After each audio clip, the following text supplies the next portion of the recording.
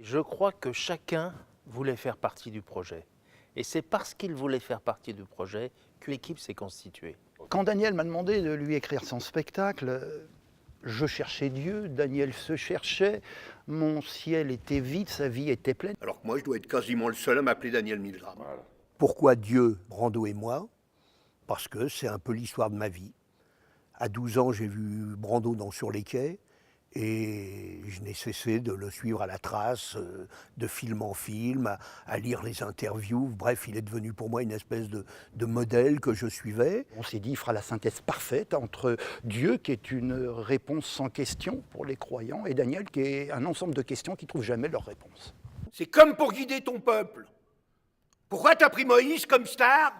Il était bègue, Moïse. Même quand je suis approximatif dans mon indication, il comprend tout de suite ce que je veux. Et il le fait. Ce qui devait arriver est arrivé. Ma femme a quitté ma mère. Moi, forcément, en bon fils juif, j'ai suivi maman. En plus, les questions qu'on pose sont absolument des questions fondamentales. Pourquoi est-ce que je viens de là? Pourquoi je ne suis pas devenu ce que je voulais être? Et comment je vais encore finir par me perdre? Maman, ça y est, j'ai un rôle. Ah bon? Formidable. Tu fais quoi? Alors, je fais le mari d'une femme juive qui... Ah bon?